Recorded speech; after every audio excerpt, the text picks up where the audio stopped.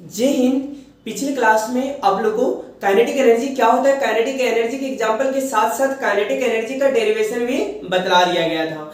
आज के क्लास में हम लोग पढ़ने वाले हैं work energy theorem. Work energy theorem कहते किसे हैं, तो हेडिंग बनाइएगा वर्क एनर्जी थ्योरम। वर्क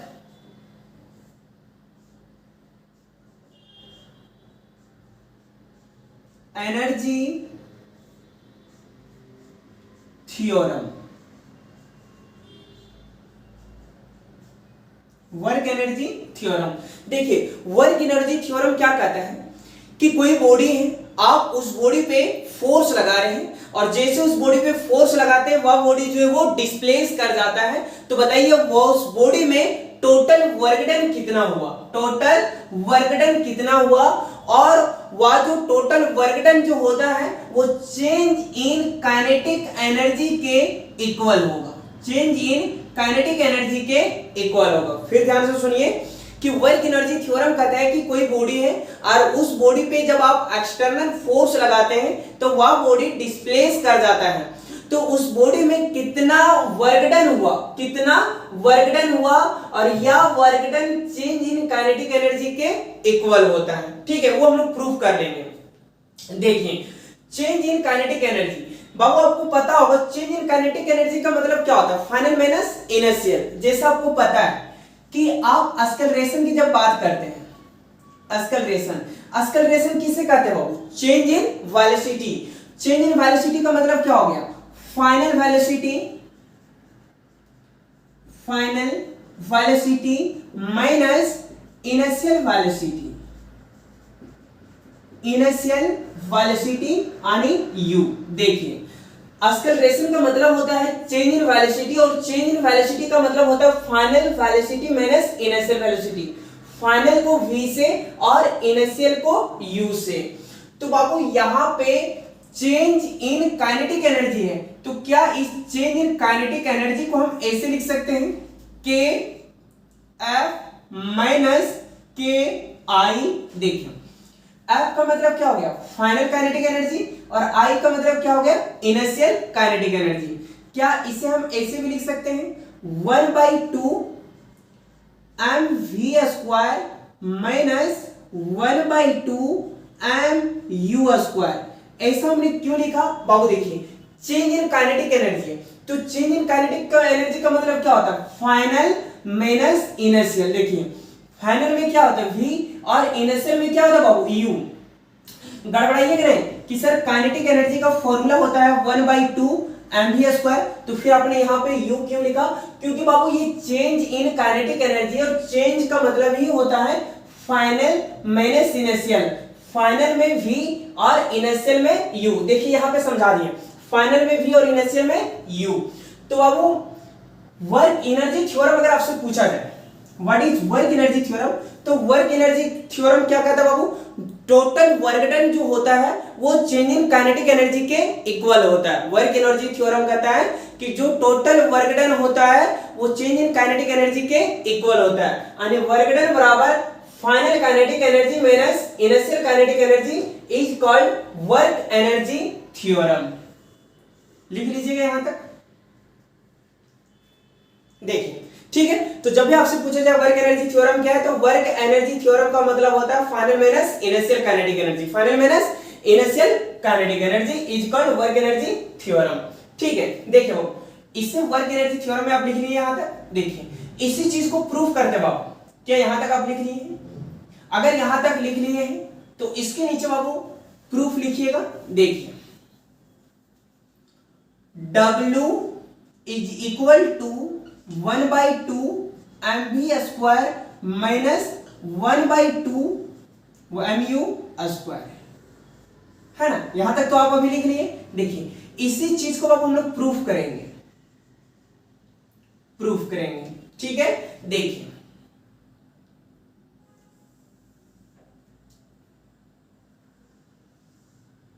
देखिए बाबू मान लीजिए कोई बॉडी है और इस बॉडी का मास m है, हमने इस पे एक्सटर्नल फोर्स लगाया और यह बॉडी डिस्प्लेस कर गया इस प्रकार। कितना डिस्प्लेस हुआ, ऐसे डिस्प्लेस हुआ, बॉडी वही है ना। देखिए कोई बॉडी था, इस बॉडी पे हमने जैसे एक्सटर्नल फोर्स लगाया या बॉडी डिस्प्लेस कर गया, जिसका फाइनल स्पीड है ना, जिसका फाइनल स्पीड जो है बाबू वो v है। ठीक है। और बाबू इस बॉडी पे एक्सटर्नल फोर्स लगाने से पहले यह बॉडी इनिशियल स्पीड u से मूव कर रहा था, इनिशियल स्पीड u से मूव कर रहा था। ठीक है, इनिशियल यानी u और फाइनल यानी v। देखिए कोई बॉडी है जिसका मास m है, यह बॉडी इनिशियल स्पीड यानी u स्पीड से ये मूव कर रहा था। जैसे इस पे आप एक्सटर्नल फोर्स लगाते हैं या बॉडी डिस्प्लेस कर जाता है, जैसे ये डिस्प्लेस किया इसका फाइनल स्पीड क्या हो गया, v हो गया। और यह बॉडी स्मूथ सरफेस पे मूव कर रहा है, स्मूथ सरफेस पे मूव कर रहा है। ठीक है, तो बाबू वर्क एनर्जी थ्योरम क्या कहता है कि जब आप किसी बॉडी पे फोर्स लगाते हैं और वह बॉडी डिस्प्लेस कर जाता है तो इसका टोटल वर्क डन हम लोग को देखना है। तो बाबू लिखेंगे कि विनोदाई हम लोग जानते हैं, ध्यान दीजिएगा कि आप किसी बॉडी पे एक्सटर्नल फोर्स लगा रहे हैं और जैसे फोर्स लगाते हैं यह बॉडी डिस्प्लेस कर जाता है ना। और फोर्स और डिस्प्लेसमेंट किसका फॉर्मूला होता है बाबू, वर्क का।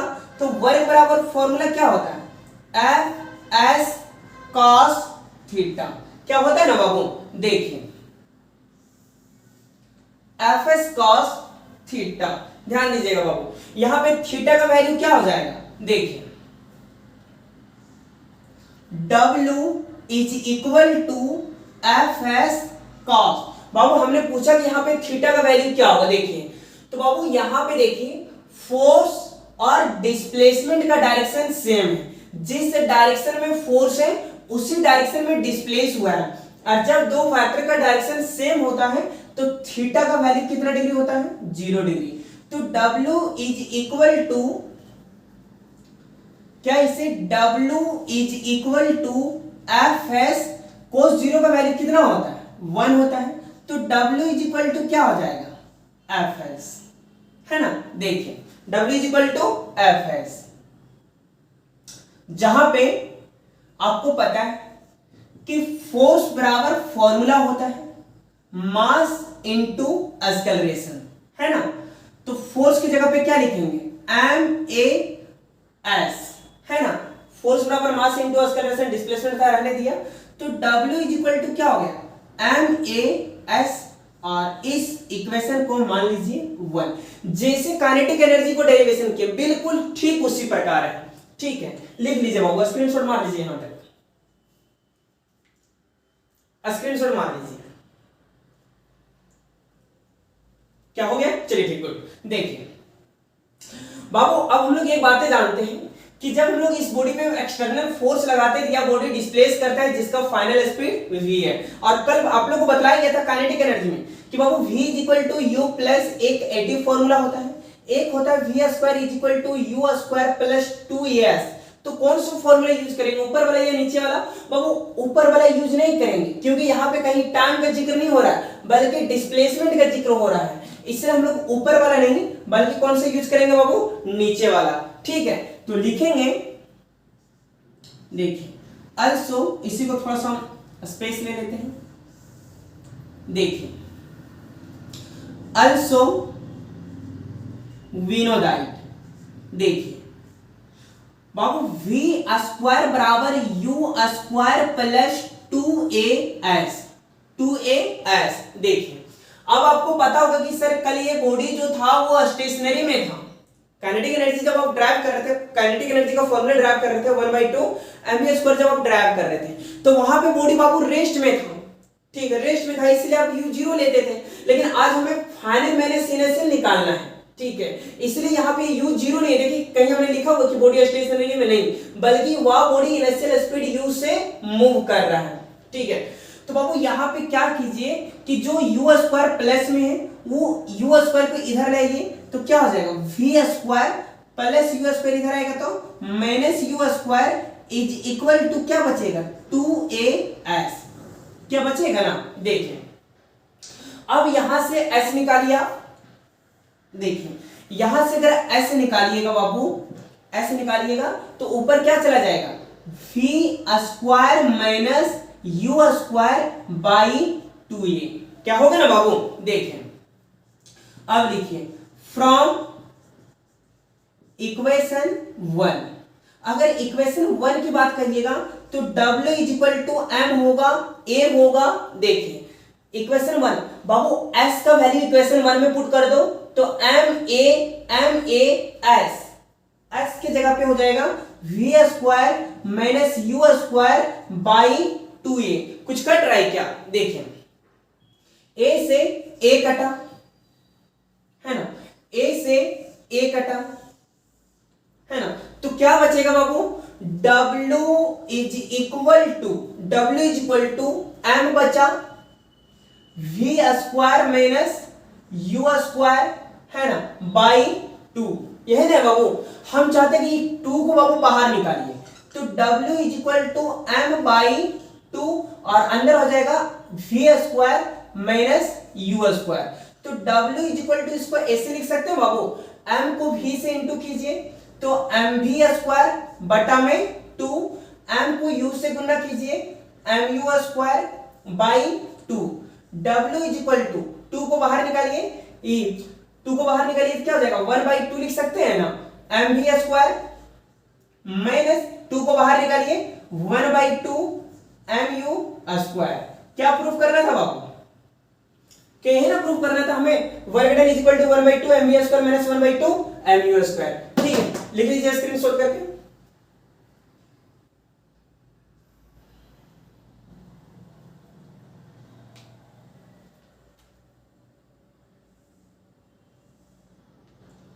ठीक है, स्टेप में गड़बड़ाइएगा नहीं बाबू, ठीक है स्टेप में गड़बड़ाइएगा नहीं, ठीक है,